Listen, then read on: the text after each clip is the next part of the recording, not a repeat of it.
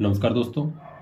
तो दोस्तों आज की इस वीडियो में हम डिस्कस करेंगे क्रिमिनल प्रोसीजर कोड के जो इम्पोर्टेंट केस लॉज हैं जो कि रिलेट करते हैं पुलिस रिपोर्ट और फर्दर इन्वेस्टिगेशन से। तो देखिए दोस्तों, इससे पहले भी हम इस सीआरपीसी से के केस लॉज से जो इम्पोर्टेंट केस लॉज हमसे रिलेटेड वीडियोस बना चुके हैं, जिसमें हमने इससे पहले के जो भी टॉपिक हैं, चाहे वो एफआईआर है, मेंटेनेंस है, इन्वेस्टिगेशन है, वो सारे के सारे हमने डिस्कस किए हैं। और डिफ़ॉल्ट बेल है और ये सारे के जितने टॉपिक हैं वो हम डिस्कस कर चुके हैं। और उन वीडियोस का जो लिंक है वो भी मैं आपके साथ डिस्क्रिप्शन में भी शेयर कर दूंगा। तो देखिए, अगर हम बात करें पुलिस रिपोर्ट के बारे में, तो जो सेक्शन 173 है सीआरपीसी का, वो हमारा बात करता है पुलिस रिपोर्ट के बारे में। अब इस पुलिस रिपोर्ट को हम फाइनल रिपोर्ट या फिर कहें कि चार्जशीट, ये भी हम यहाँ पे बोल सकते हैं। और इसके साथ जो हमारा नेक्स्ट टॉपिक है वो है हमारा फर्दर इन्वेस्टिगेशन। और फर्दर इन्वेस्टिगेशन कहाँ पे दिया गया है? सेक्शन 173 क्लोज 8 जो है वो बात करता है फर्दर इन्वेस्टिगेशन के बारे में। तो अब हम अगर यहाँ पे बात करें तो सबसे पहला हमारा केस लो है दिनेश डालमिया वर्सेस सीबीआई, 2007 की जजमेंट है, सुप्रीम कोर्ट 413।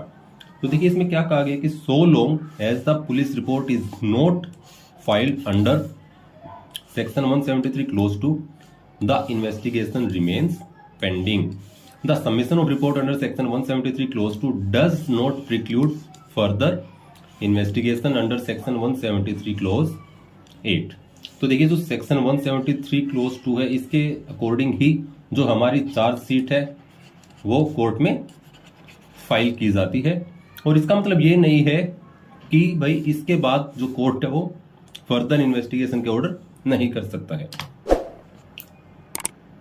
नेक्स्ट जजमेंट है हमारी Union of India versus Prakash Hinduja, 2003 Supreme Court. The formation of opinion whether there is a sufficient evidence or reasonable ground of suspicion to justify the forwarding of the case to the magistrate or not is to be that of the officer in charge of the police station and the magistrate has no role to play।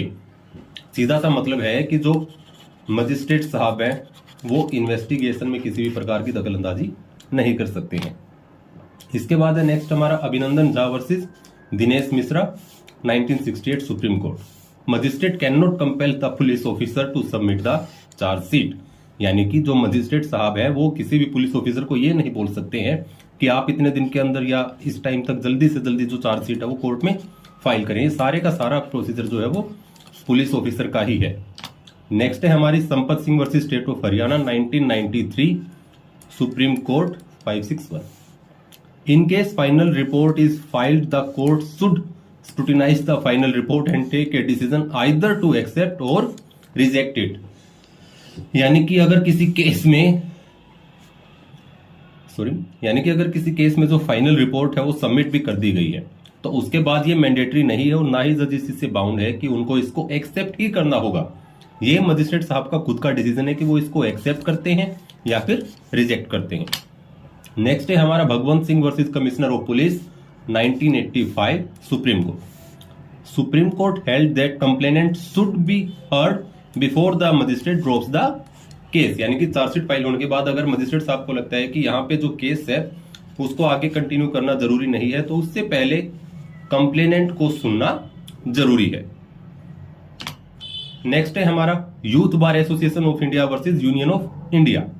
इसमें क्या कहा गया है कि it was held that an accused is entitled to get a copy of the FIR at an earlier stage than as prescribed under section 207 of the CRPC।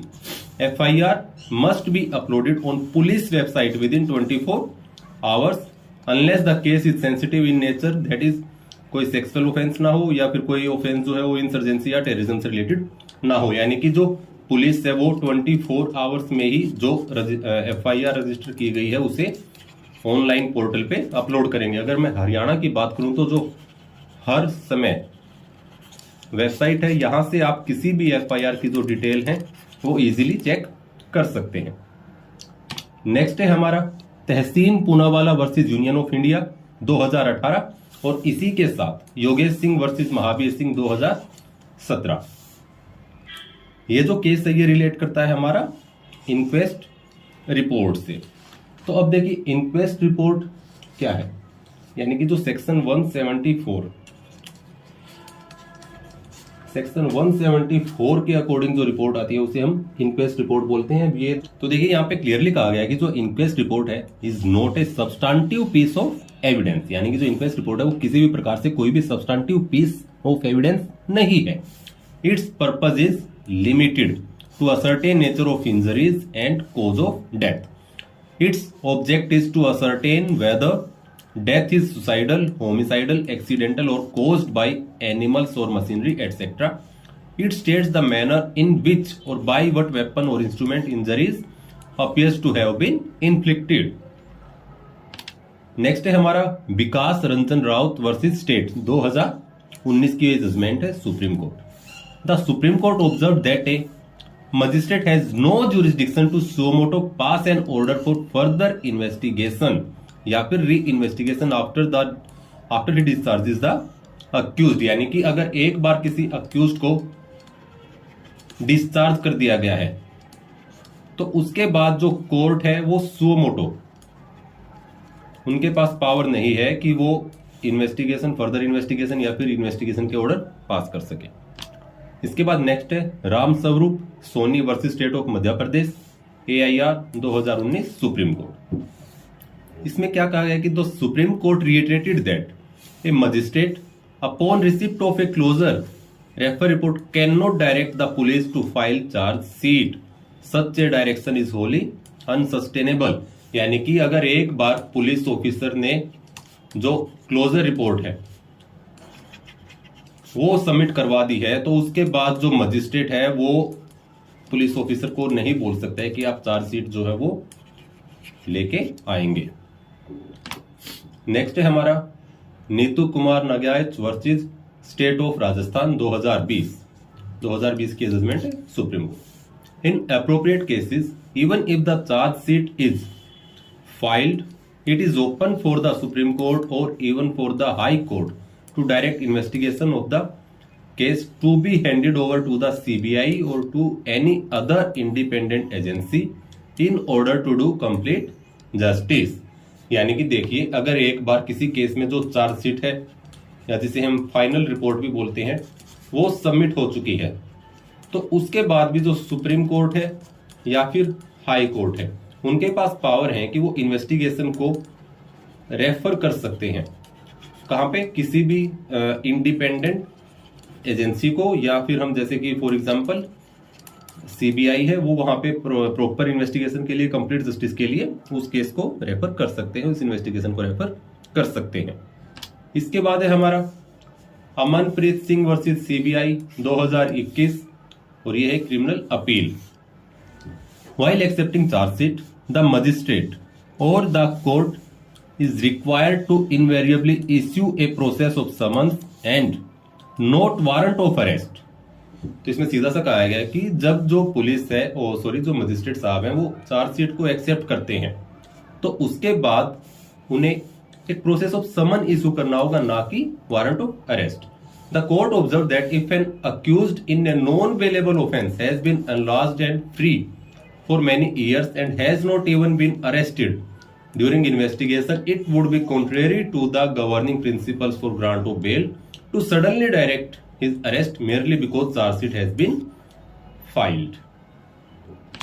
Next है हमारा Siddharth versus state of Uttar Pradesh 2020 supreme court. Section 170 of the CRPC that it does not impose an obligation on the officer in charge to arrest each and every accused at the time of filing of the charge sheet. The court held that the practice of some trial courts of insisting on the arrest of an accused as a prerequisite formality to take the charge sheet on record is misplaced and contrary to the very intent of section 170 of the Criminal Procedure Code। तो यहाँ पे भी clearly बोल दिया है कि ये compulsory नहीं है कि हर एक अक्यूज्ड को जो है उस टाइम पे जब जो चार्जशीट जो कोर्ट पे सबमिट करवाई जाती है उसे अरेस्ट किया जाना कंपलसरी है, बिना उसके भी जो चार्जशीट है वो कोर्ट में फाइल की जा सकती है और मजिस्ट्रेट साहब इस चीज के लिए पुलिस ऑफिसर को प्रेशराइज नहीं कर सकते हैं। नेक्स्ट है हमारा Rajesh Yadav versus state of UP, supreme court 2022। Final report can not be termed as a substantive piece of evidence, it is nothing but a collective opinion of the investigating officer. Section 173 clause 2 of the CRPC calls upon the investigating officer to file report before the court. It being a report is nothing but a piece of evidence. It forms a mere opinion of the investigating officer on the materials collected by him. यानी कि जो final report जो आती है court में वो कोई भी एक सब्सटेंटिव पीस ऑफ एविडेंस उसको हम कंसीडर नहीं कर सकते। देखिए सब्सटेंटिव पीस ऑफ एविडेंस क्या होता है कि जिसके अकेले के बेसिस पे भी किसी भी पर्सन को जो है वो कन्विक्ट किया जा सकता है, उसे हम बोलते हैं सब्सटेंटिव पीस ऑफ एविडेंस। लेकिन जो फाइनल रिपोर्ट है वो अपने आप में एक सब्सटेंटिव पीस ऑफ एविडेंस नहीं है। इसके बाद नेक्स्ट है, तो नेक्स्ट हमारा टॉपिक है कोग्निजेंस, जो कि रिलेट करता है सेक्शन 190 ऑफ सीआरपीसी, जिसमें बताया गया है कि एक जो मजिस्ट्रेट है वो कब कोग्निजेंस ले सकता है। तो सबसे पहला जो हमारा केस इससे रिलेट करता है वो है ML Sethi versus RL Kapoor 1967। The expression taking cognizance has not been defined in the code. तो देखिए अगर कभी भी आपसे MCQ में क्वेश्चन पूछा जाए, प्री के टाइम पे क्वेश्चन पूछा जाए कि कोग्निजेंस को कहां पे डिफाइन किया गया है, तो देखिए CRPC में कहीं पर भी कोग्निजेंस वर्ड को डिफाइन नहीं किया गया है।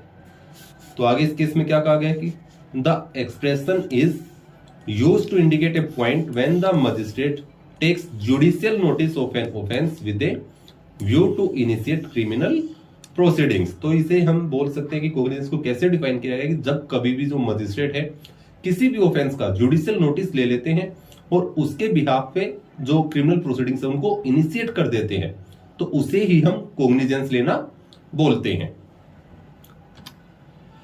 इसके बाद जो नेक्स्ट हमारा इस पे केस है वो है हमारा HDFC securities limited versus state of Maharashtra.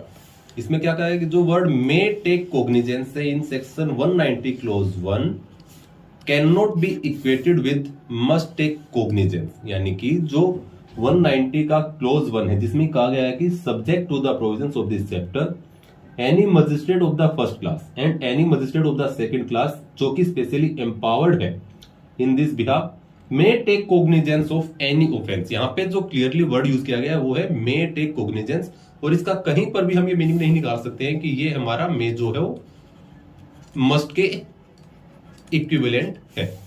इसके बाद क्या गया है, the word may gives the discretion to the magistrate in the matter. The magistrate on receiving complaint is not bound to take cognizance if the facts alleged in the complaint do not disclose the commission of a cognizable offense.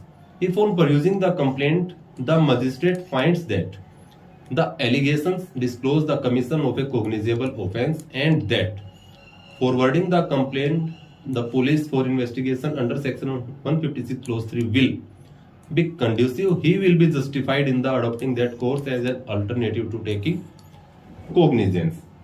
तो देखिए जो section 190 है उसमें बताया गया है कि court जो है वो किन किन सिचुएशन में कोग्निजेंस ले सकता है। सबसे पहले तो मैं आपको बता दूं कि जो कोग्निजेंस है, कोग्निजेंस लेने के लिए एक तो हमारे JMIC एम्पावर्ड है और उसके साथ ही JM सेकंड क्लास यानी कि जुडिशियल मजिस्ट्रेट सेकंड क्लास, और जुडिशियल मजिस्ट्रेट सेकंड क्लास को एम्पावर कौन कर सकता है, CJM अकॉर्डिंग टू 190 क्लोज 2। जो CJM है वो स्पेशली एम्पावर कर सकते हैं जुडिशियल मजिस्ट्रेट सेकंड क्लास को।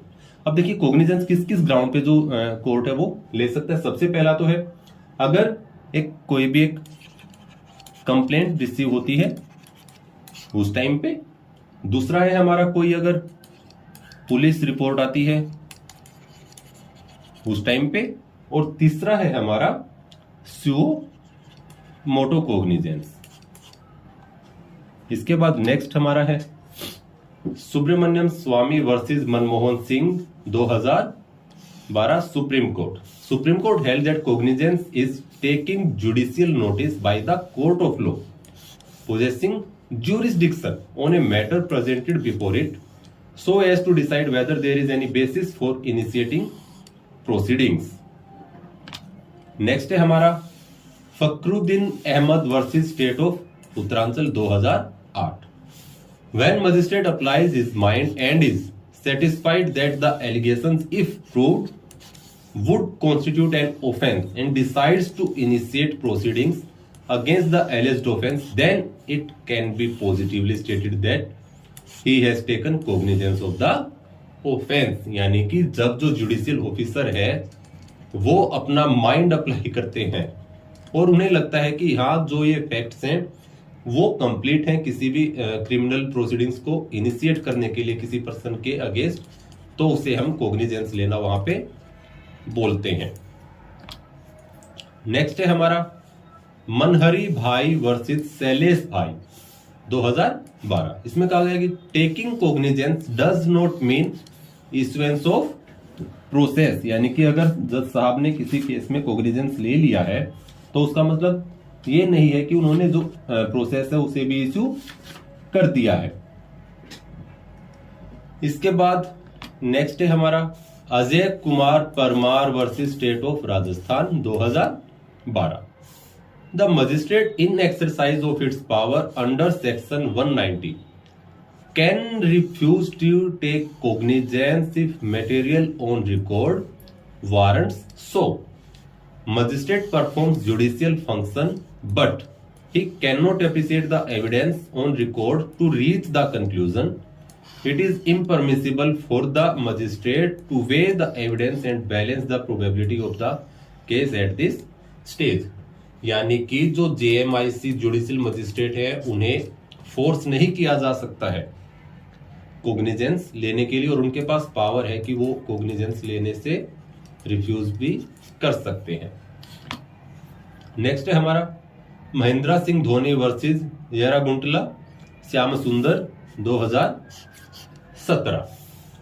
Magistrate conferred with the power of taking cognizance and issuing process must carefully scrutinize whether allegations made in the complaint meet the basic ingredients of offense, whether the concept of territorial jurisdiction is satisfied, and whether the accused needs to be summoned. उसके बाद next है हमारा Bholuram versus state of Punjab 2008. It is a settled law that court can take cognizance of an offense only, and once the cognizance is taken, the court becomes functus officio. There can be no recall of order of cognizance. यानी कि अगर एक बार cognizance court ने ले लिया है तो उसे रिकॉल नहीं किया जा सकता है. इसके बाद नेक्स्ट है हमारा मोहम्मद यूसुफ वर्सेस आफाक जहां 2006. Before taking cognizance of an offense, the magistrate can direct investigation under section 156 clause 3. It is open for the magistrate to direct police officer to register FIR even if magistrate does not say so in many words while directing investigation under section 156 clause 3 that FIR should be registered. It is the duty of the concerned officer in charge of police station to register FIR. Next है हमारा Devendra Prasad Singh versus state of Bihar 2019. Supreme Court held that in order to attract rigor of section 197 the offense alleged against a government officer must have some nexus with the discharge of his official duties as government officer. Next है हमारा Chaudhary Parveen Sultana versus state of West Bengal 2009. All acts done by a public servant in the purported discharge of his official duties cannot as a matter of course be brought under the protective umbrella of section 197. The underlying object of 197 is to enable the authorities to scrutinize the allegations made against a public servant to shield him her against frivolous, excessive or false prosecution initiated with the main object of causing embarrassment and harassment to the said official. However, if the authority vested in a public servant is misused for doing things which are not otherwise permitted under the law, such acts cannot claim the protection of section 197 CRPC. Vishnu Chandra Gaonkar versus NM Desai 2018 supreme court. Section 195 close 1 सब close B सब close 2 is applicable only in case the offence enumerated therein have been committed with respect to a document after that document has been produced or given in evidence in a proceedings in any court. यानी कि अगर एक बार किसी document को evidence के तौर पे दे दिया गया और फिर उससे रिलेटेड कोई भी ऑफेंस जो किया जाता है तो ही जो ये सेक्शन है वो एप्लीकेबल होगा। That is to say the offence must have been committed when the document was in custodia legis and not prior to that, यानी कि उससे पहले का ना हो लेकिन जब उसको एविडेंस के तौर पे दे दिया गया है उसके बाद वो ऑफेंस जो है वो किया गया है। नेक्स्ट है हमारा Bandekar bros private limited versus Prasad Vasudev Keni 2020 supreme court. In course of same transaction if two separate offences are made out, one for which section 195 CRPC is applicable and another for which it is not applicable and it is not possible to split them up, then procedure under section 195 CRPC must be followed for all offences. Provision of section 195 cannot be evaded by resorting to devices or camouflages or by describing the offence as being punishable under some other section of IPC. इसके बाद next है हमारा major MC Ashish Chinappa versus central bureau of investigation 2021। Validity of sanction order can also be raised in the course of trial, यानी कि trial के time पे भी sanction order की वैलिडिटी को रेज किया जा सकता है। नेक्स्ट है हमारा KK Mishra versus state of MP 2018। In order to avail remedy under section 199 clause 2 and 199 clause 4, statements must not only be defamatory but there has to be a nexus between the statement and the discharge of public duties of office. Next है हमारा PC Joshi versus state of Uttar Pradesh 1961। The rationale for special procedure provided under section 199 clause 2 is that the offence of defamation committed against the functionaries mentioned therein is really an offence committed against the state as the same relates to the discharge of public functions by the state functionaries. इसके बाद next case लो है हमारा SK Miglani versus state NCT of Delhi 2019।